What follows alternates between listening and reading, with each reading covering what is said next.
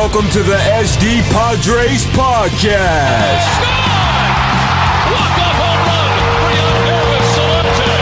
Padres win it 6-5. Where we cover all things Padres. That may be up at the top of Western Middle. It is! Hosted by two San Diego natives, Alan and Austin. All right, hey, what's up, guys? Fellow Padre fans. This is Alan, my boy Austin here, bringing you episode 2. Sorry it took so long to get back to you guys. Great reviews on the first one. Actually, about as many downloads on the first one as we had with our whole last podcast's 10 previous episodes, so I think we did pretty well there. Yeah. This is the first one in about 24 days, something like that. Because it's been a while. Yeah, I got the flu real bad, and then I saw on the news yesterday 92 people so far have died from like the deadliest flu in San Diego history. So at least I'm not dead. So that's a good thing. You survived and you have pulled through. I think that you're making the recovery. And then probably not a sensitive enough segue into this. Shout out to our late homie Dick Enberg. I didn't die from the flu, but you know he died right before I got it. So I'll pour a beer out for my old homie Dick, for my old Dick. Yeah, your old Dick. Yeah, you know it was a very tragic. It was a sudden passing for Dick Enberg. So it definitely, I think it took the whole sports world by shock, shocked everyone. And, San Diego was lucky enough to have Dick Enberg, even though he was kind of going through his little bit of old age, borderline dementia days with San Diego. He's a legend. Something that San Diego got to share with the Angels, got to share with Wimbledon fans, Super Bowl fans. He's right up there with the best.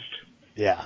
And as much as I've enjoyed him, the past couple of years, you're right. We got him for the tail end of his career. I don't consider him a big time Padres. He's not up there on the Mount Rushmore of Padres baseball, like Jerry Coleman would be. But it is good to pay our respects to our boy Dickie E. So yeah, I'll pour one out next time I'm at Petco Park and I buy you guys a craft beer or whatever. I don't really drink. But, the next time I buy a round of beers, I'll pour a little out for my homie. Today on episode 2 here, if you guys didn't already see the title, we're going to be talking about the move that we kind of all saw coming as soon as we picked up Chase Headley. The Padres traded Yonder Solarte, just in case maybe you've been under a rock for the past week or so. And we're going to talk about what that means for Friar fans. But before we get to talking about the team and their move here, we're going to go around the league in a little segment we call Around the Horn. Let's go around the horn. All right. Like I said, it's been about 3 weeks or so since we've last been on. We talked about Mike Stanton being moved to the Yankees on our last episode. The big moves that have happened really since we have been off, so for the since late December, mid to late December, Evan Longoria is a San Francisco Giant now. I kind of hate. Because I like Evan Longoria. One of my buddies played for the Rays, so I really like the organization. And then now he joins my least favorite team in baseball, the San Francisco Giants. Mm-hmm. My least favorite team too, and great pickup for the Giants. You're not going to rely on Pablo Sandoval as they did there the end of last year, bringing him back and making him a part of the team again. So great pickup. Evan Longoria is going to be a cornerstone kind of guy for the Giants, and with some very good, solid years left. Absolutely. I think if anything, he stepped it up last year from a couple of years where maybe he wasn't doing so well. As a matter of fact, he won his third Gold Glove last season. So his defensive production's on point. The real reason I think they're bringing him in is because if you looked at the Giants last year, who were, in my mind, easily the most disappointing team in the majors. They tied for the worst record in the MLB last year, 64-98. They were last in the majors in home runs. Longoria would have been San Francisco's leader in home runs, and he only hit 20. So they needed production with the long ball. They needed power. They needed a right-handed power bat. Hell, they needed either side hitting for power. But the third base position was terrible for the Giants. 8 different players played the hot corner there. They batted a total of .216 with 51 RBIs and a negative 1.4 WAR. Even in Longoria's worst season, which was last year, he was 2.5 WAR. So he's basically 4 games better than what they got out of their third basemen last year. It was embarrassing. Yep. Now, I do think it's a good pickup for the Giants in that factor, that if they are trying to compete in 2018, the whole even odd year thing, whatever it is, they gave up a long-term prospect. Christian Arroyo, their infielder, was a top 100 prospect. So you give up a 22-year-old for Evan Longoria, who's on the back end of his career, maybe not the tail end, but definitely the back end. And I really think that hurts. Denard Span, losing him really doesn't do much. He's probably a backup outfielder or a trade piece. And then the 2 pitchers they gave up are just prospects. Yep. Yeah. Right. Yeah, I think it was a pretty. If Christian Arroyo does end up working out, as a 22-year-old might not, could be about an even trade. I think that obviously I think Longoria has more upside tomorrow or today, I guess. But I think in the end, I think we might see the Rays getting a better end of this trade. Yeah, I mean, if Christian Arroyo is all he's propped up to be, then I think the Rays could walk away with it. But like we said, the Giants had to do something at third base. You can't have the worst third base production in baseball and expect to compete in a division last year that had 3 playoff teams. So Bruce Bochy's really kind of tying his wagon to Evan Longoria. And the thing for me is I tried to look at it from every angle. Is it good for the Rays? Yes, they get Christian Arroyo. Is it good for the Giants? Yes, they get third base production, even though they might lose in the long run. Is it good for Evan Longoria? And I say no. San Francisco, I want to say it's Pac Bell Park, but I think that's old school. It's a pitcher's park. Is it AT&T? Okay. AT&T, I think. Thank you. I'm living in the 90s. I'm living in the Matt Williams, San Francisco Giants days. Yeah. It's a pitcher's park. Yeah, I don't know if Pac Bell is a company anymore. Yeah, I guess not. Yeah, I'm old school. I'm not with the AT&T cell phone things. I'm more of a house phone kind of guy, I guess. But it's a pitcher's park. They don't hit a lot of home runs. Like I said, last year, 20 home runs would have led the club. For me, and I'm sure we both feel this way because the 2 people that we think should be in the Hall of Fame for the Padres, not including Dave Winfield, were Padres for life. Trevor Hoffman, Tony Gwynn. Evan Longoria might have been that way with the Rays. I think he has a better chance of getting in to the Hall of Fame, which, he's still going to play another 60 seasons or whatever it is. He would have a better chance of getting those Hall of Fame votes if he spent his entire career with the Rays as opposed to splitting it up half with the Rays, half with the Giants. Yeah, I completely agree. And there is a chance, as you kind of pointed out, him coming to San Francisco, there's a chance that it could be a flop. He could go the way of someone like Chase Headley when he was to the Yankees.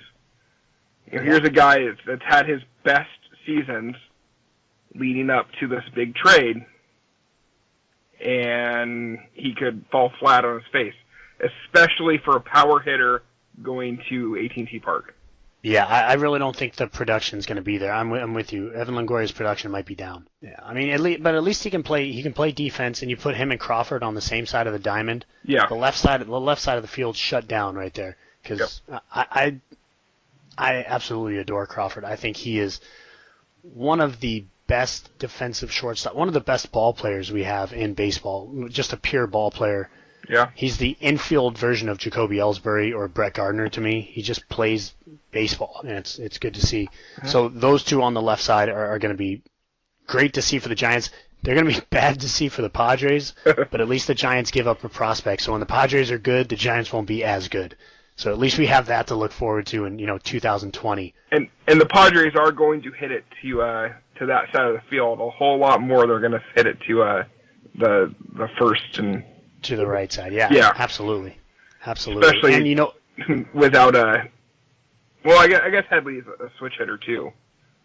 So. Yeah, the thing for me is at least we got Freddie Galvis there playing shortstop, because if anybody's giving up ground balls, it's the Padres. So at least we have a stalwart in the left there too.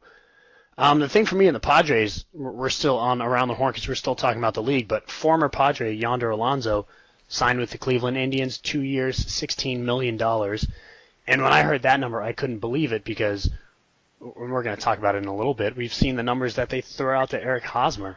So Yonder Alonso gets $8 million a year, and the Indians, he's signing with a contender. The Indians had the second best record in baseball last year. They won over 100 games, and the play at first base was a decent reason for that. Carlos Santana made a crap ton of money this offseason signing with the Phillies, but I think the Indians got a better player in Yonder Alonso. Player with more home runs, better batting average, better on-base percentage, slugging percentage, OPS. Yonder Alonso, 2 years, $16 million. Great job by Cleveland signing him. Yep. Yeah. And then my big thing is the Padres offered their own first baseman since we've last been on the air. Hosmer got 7 years, $140 million is kind of the rumor. Yep. Basically $20 million a year for 7 years for a player who's never really put up the numbers that Yonder Alonso has in the past 2 seasons. Yeah, and that's the thing that is a little scary with that. That's not Padres money. Like, that's not Padres don't flirt with a $20 million player. Right, we really don't. That's. I mean, hey, as a Padres fan, obviously we don't mind, opening the checkbook a little bit and throwing some money out there. But a 7-year, $140 million to a, what is he, 30? 31? I do not have his age in front of me, but I'm probably pretty close to it. Yeah, I'm pretty sure he's around our age. Yeah, so I mean, that's a scary thing to do. Yeah, the thing for me is, I'm totally with you. If the Padres want to open up the checkbook and start paying people, I am all for it. And I said that 2 years ago. If when we got a new general manager, when the Padres started spending money, I was like, great, the Padres are spending money, but they're doing it in a dumb way. And if you remember, two years ago, we spent money on Will Middlebrooks, Matt Kemp. Huh? We traded a lot for Will Myers, and I like Will Myers, so I don't have too much of a problem really with that trade. Yeah. But we were spending all this money. Justin Upton was in there. Justin Upton for 1 year. B.J. Upton, who was one of the highest paid players in baseball that year. Right. I mean, it was unbelievable the money we were spending on mediocre players or mediocre contracts. And the money that we're still spending on some of these guys. Yeah, and I'm gonna bring up Matt Kemp in a little bit because he makes one of the lists when I was doing research, and I could believe it, but he does not belong with some of these players. And Eric Hosmer is somebody who doesn't belong with players who get 7-year, $140 million deals. So what's crazy is when I heard that we offered him 7 years, $140 million, is that Kansas City countered with 7 years, $147 million. Again, this is all rumor. It's been said that that's not the actual number and that it's lower than that. But I mean, that's $21 million a year. Yeah. For a player with a WAR that averages at 2. His average WAR is 2. Remember what I was saying about Evan Longoria's worst WAR year was 2.5. 2.5. All right, so I mean, I like Eric Hosmer. I think he's a good first baseman. I am pro signing him. I have been pro signing him until that, rumor came out. 7 years, 140. I was thinking more like 6 years, $70 million. Yep. To say you're going to double that money, unbelievable to me. I was mad when I heard about it. And it's even more surprising that the Kansas City Royals, who are in that same realm as the Padres, as far as what they spend, came back and countered even higher. Like it's almost like two clubs, like, it's like the little brother playing with the big brothers, like, and someone's fooling someone. It's really... Yeah, just to show that you can spend the money is what it kind of seemed like. And it doesn't make sense to me because, good in 7 years, let's hope we hang on to that contract because we're going to be good in 3 years. supposedly. You know, like if everybody pans out, Yep. if Urias pans out, if Margot keeps playing well, if Renfroe can get his average up, if Quantrill can throw the ball the way they think they can, 3 years, the Padres are going to be, up there. Going to Houston Astros, it basically is what they're Right. kind of aiming for. So that's 4 years left on Hosmer's contract if he actually signed that deal, which he hasn't yet. I don't think he will, but to spend $140 million at it is ridiculous. And I did some research. I tried to look up players that made that made 20 mil or more a year, and there's only 16 position players that make 20 mil or more a year. So don't tell me Hosmer's the 17th best player in baseball. Right. Especially when some of those guys are who they are. Yeah, Mike Trout and Buster Posey, Bryce Harper, Miguel Cabrera. I'm sorry, you have not won a Triple Crown. I'm sorry. Yeah. You don't get 20 mil a year. Joey Votto, who's in the top 3 the last 3 years in MVP voting. Yeah, absolutely. I mean, I put up a list here. There's 16 people. If you want, I can put it on Twitter, but run through it. Mike Trout, Miguel Cabrera, Yoenis Cespedes, Jason Hayward, Pujols, Fato, Stanton, Cano, Maurer, Posey, Desmond, Harper, Davis, Ryan Braun, Alex Gordon. So you had another Kansas City Royal on there. Mm-hmm. And I actually thought there was a funny name on the list. Matt Kemp. Matt Kemp will make 21 mil, I believe it is, next year, and he's not playing baseball. So you know what it was? It was those eyes. It is. He's got those Chris Leak eyes. He entranced whoever was signing him, the Padres, and just they're like, yep, we got to have him. And he will look really good on our billboards. I will say this. I wrote an article on GameDaySportsBlog.com, which is still up, if you guys want to check it out, before we traded Matt Kemp. Not before we signed him, but before we traded him away, saying we should keep Matt Kemp. And I stick by that. We should have either kept Matt Kemp or traded him and not spent a crap ton of money on him. He's still our highest paid baseball player. Yeah. On the team. That's incredible that he's played for 2 teams now that after us, and we're still paying him more than we're paying anybody on our roster. Right. And he is back with the Dodgers, right? I believe he got released. I could be wrong. Okay. I know Adrian got released on the other side of that trade, but I'm once again, could be wrong. Like I said, the flu took a lot of my brain cells. But Matt Kemp has been, he's been a Brave, he's been a Dodger again. So the Padres screwed themselves on that. Yep. I'm a huge hater of what the Padres have done in a lot of years. So, I'm trying to keep the faith together that we know what we're doing. But this $140 million deal does not make me any happier because those names are ridiculous. I mean, even the worst player on that list of players who makes over $20 million a year, in my mind, the worst player on that list is Jason Hayward. And he more than doubles, every year he more than doubles Eric Hosmer's WAR rating, his average WAR rating. So you're talking about a player who gets you twice as many wins, granted this is all statistics, gets you twice as many wins as Eric Hosmer and costs the same amount. As for the other people that are that are at $20 million a year, not more than 20 mil, but at 20 mil, Joe Mauer and Buster Posey are both Hall of Famers. Bryce Harper and Ryan Braun have both won MVPs. And then you get people who've won All-Star that have been to multiple All-Star games. Hosmer's only been to 1. So yep. I like Eric Hosmer. He is a very good baseball player. I would totally give him $70 million for 6-7 years. Mm-hmm. Not giving him twice that. Stupid. No. Yep. Yeah.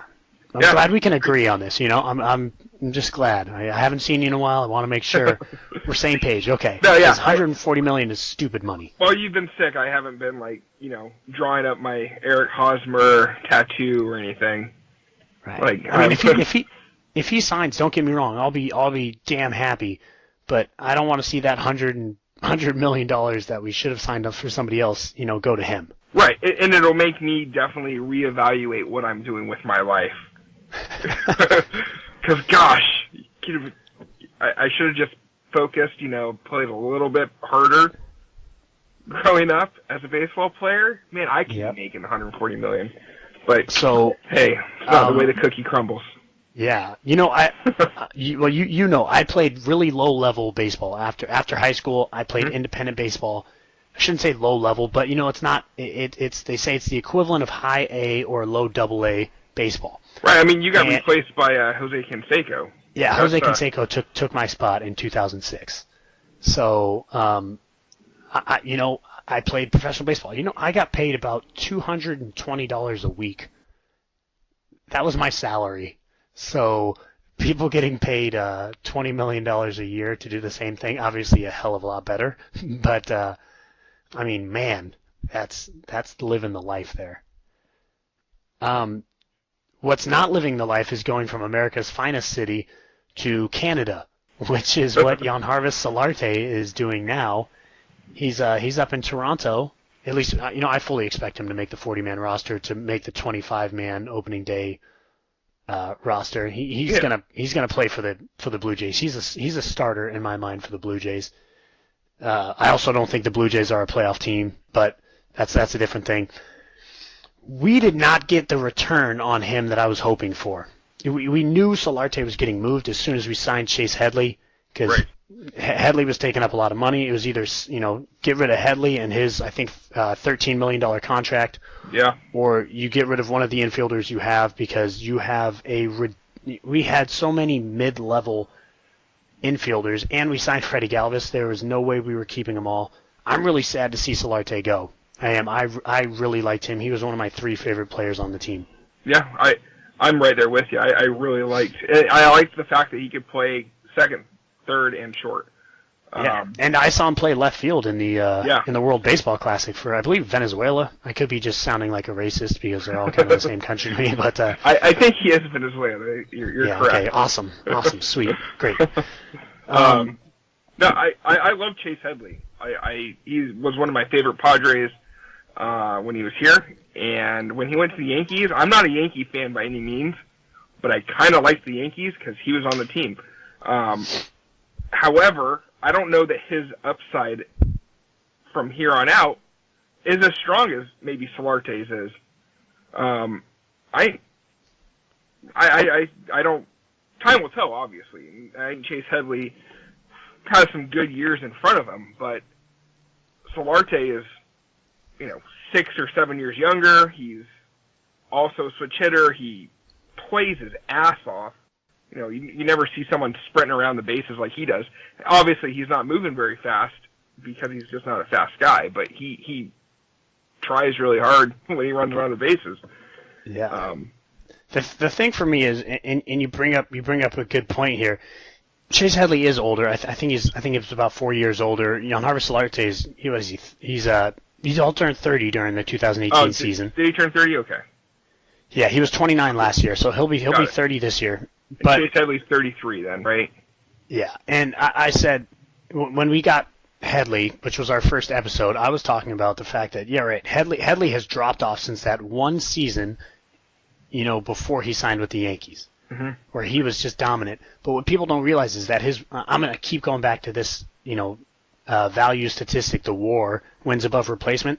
He had the third high. He would have had the third highest on the Padres last year, and that's ahead of Solarte, even though he had a bad year last year.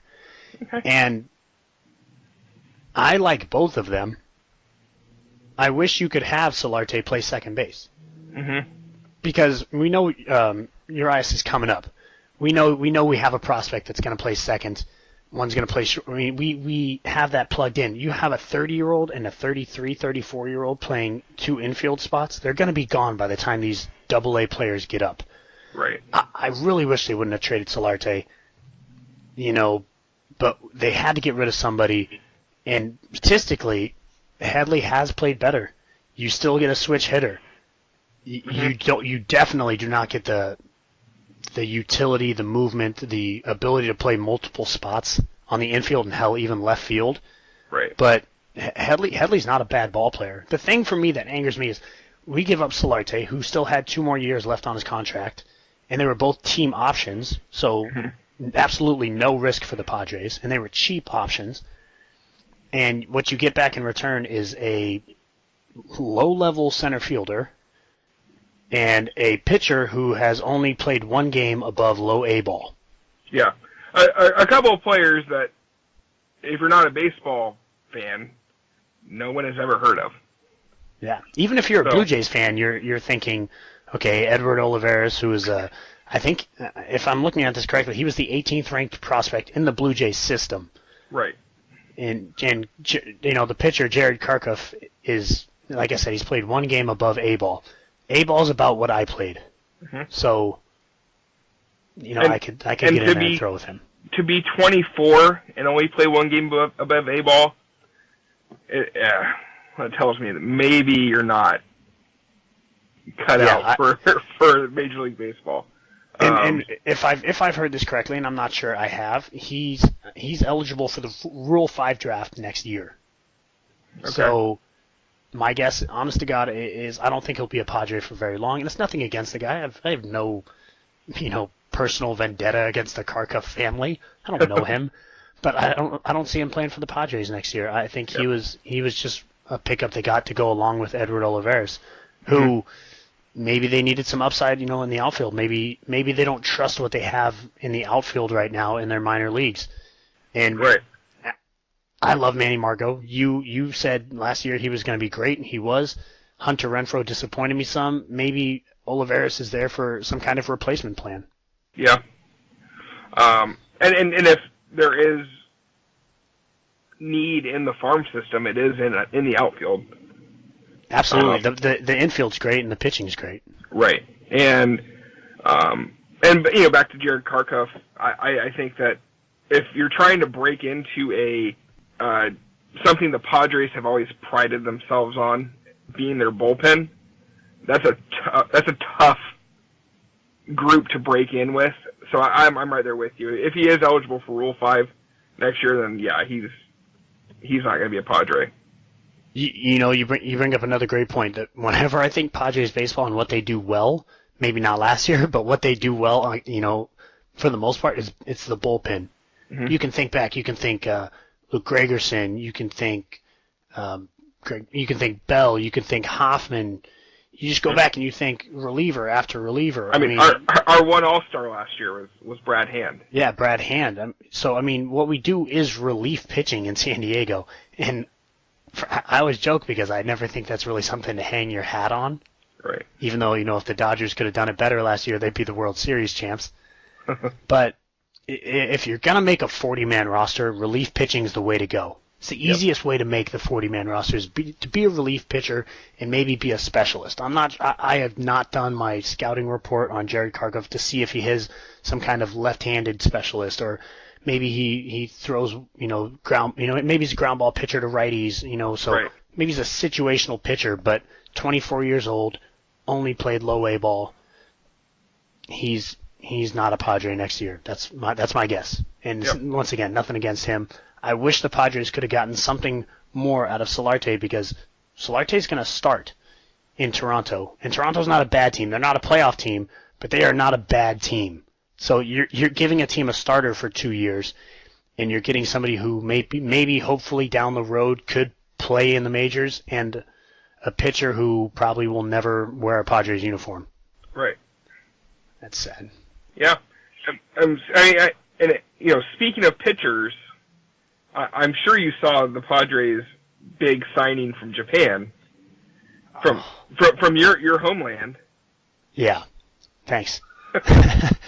Just so you guys know, I'm born and raised in San Diego, but since I'm a quarter Okinawan, everybody apparently thinks that I'm from Japan. I dated one girl, and when that big hurricane or that big earthquake and tsunami hit Japan, and she asked me if my family was okay. I said, yeah, we all live in Escondido and San Marcos, so I think we're doing all right. And here's the funny thing too with that: if anyone listening has never met Alan, Japanese is the furthest thing from what Alan looks like. Yeah. Alan can pass for about 6 or 7 different nationalities, or world regions. Right. Yeah. But I'm either called Habibi or Jose on a daily basis. Or Jamal. I've gotten black a couple times. Yeah. But Okinawan, the first time I met your grandmother, I'm like, who is this old Asian lady in your house, Alan? Oh, it's my grandma. What? So anyway, yeah, Kazuhisa Makita. Oh, beautifully done. I'm going to have you say his name all next episode. Throws a submarine style pitching. Have you seen the video of him throwing? Yeah, he throws like 6 inches off the ground. It's crazy. It looks like he's going to touch dirt. And yeah. I've pitched a quarter of a season throwing submarine, and it's fun. I love it, but I cannot dip my arm that low. Your lats take a beating. It's less on your shoulder, and it's definitely more on your back and your lat muscles. But it is it's impressive to see him throw. Yeah.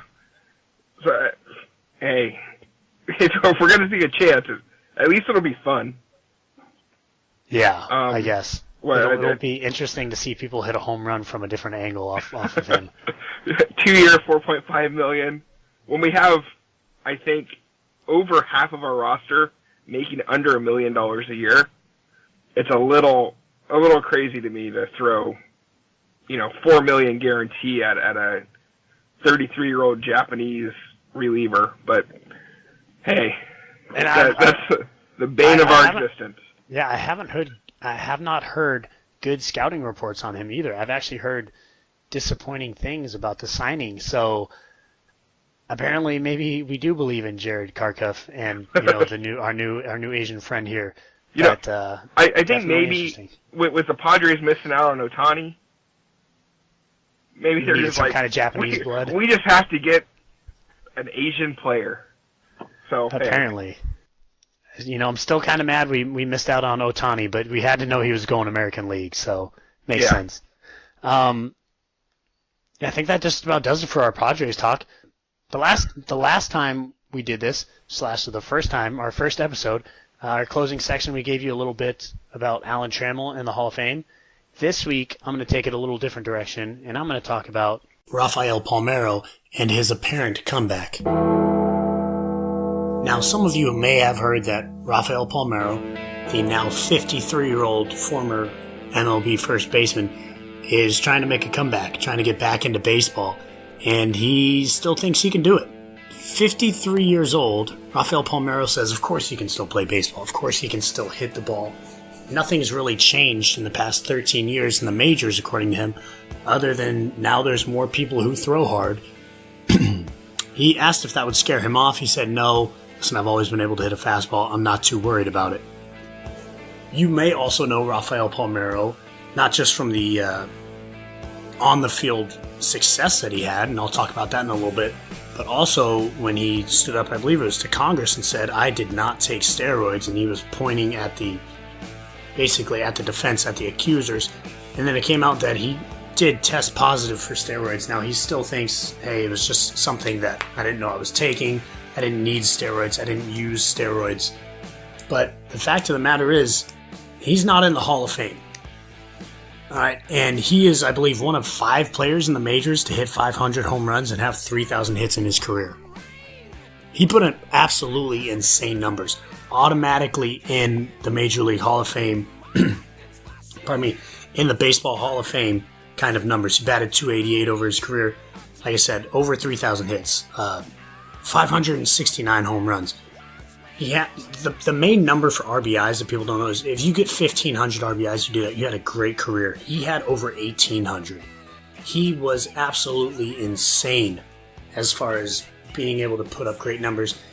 And the reason a lot of people may not have heard of him is because he started his career in '86. 1986, he got drafted he got started up in his career with the Cubs.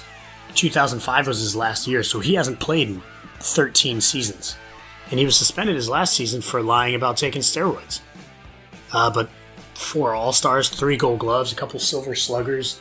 Like I said, his numbers are first ballot Hall of Fame kind of numbers. He didn't get in, obviously, because of the whole steroid issue, but now it's looking like Barry Bonds might make it in, Roger Clemens might make it in. We'll see this year. And I'll tell you what, if either one of them make it in, Rafael Palmeiro has to be the next name you hear at the Hall of Fame induction ceremony, because if Clemens and Bonds can make it in when they obviously took steroids, Rafael Palmeiro should make it in. screw what he does when he comes back, and I think he's going to go to Japan and play because nobody wants to sign a 53-year-old. But Rafael Palmeiro is a Hall of Famer if Barry Bonds and Roger Clemens are. It's as simple as that. All right, so that does it for me. If you want any of our attitude on Twitter about anything sports, mostly obviously Padres stuff, I am at, I don't even know what the hell my Twitter handle is. I think it's SD Padres Podcast. So at SD Padres Podcast. Austin, what's yours? I am at GD Sports _Oz, AUS, like Australia. Like Australia, like Austria, like I got nothing else. Ostentatious. Oh, nice, dude. Actually, I think that's spelled OS. But we're going with it. We're starting to spell AUS. Yeah, next time I spell ostentatious, I'm going to spell it with an AUS. Don't forget the website, GameDaySportsBlog.com. I'm actually planning on putting an episode up in the next 2 days. So, it'll probably be about the Padres spending way too much money if they actually do ever end up signing Hosmer. Mm-hmm. And please subscribe, like, download, tell a friend, do whatever you can to spread the word about this new podcast. This is our second episode. If you guys have anything you want us to talk about, email us, hit us up on Twitter. Slide in those DMs, yo. Yeah. Do what you got to do. Tell us we suck, and we'll tell you you're wrong. Whatever it is, just hit us up. I did have somebody say something like critical of my opinion the other day on Twitter. Like, I don't give a shit. Like, it's online. But it was funny. They're like, no, you're wrong. I'm like, oh, okay. Thanks for being constructive. But yeah, hit us up, subscribe, like, spread the word. We're trying to get this out there because baseball season is coming up. When the college football championship game was over, my father-in-law looked at me and he said, "Hey, it's baseball season now." I mean, he's wrong. It's basketball season and hockey season, but it's almost baseball season. 2 more months. 2 more months, and then we'll be out in Arizona partying. Party time. Excellent. All right, take it easy. Go Padres, and have a good week. We'll see you guys next week.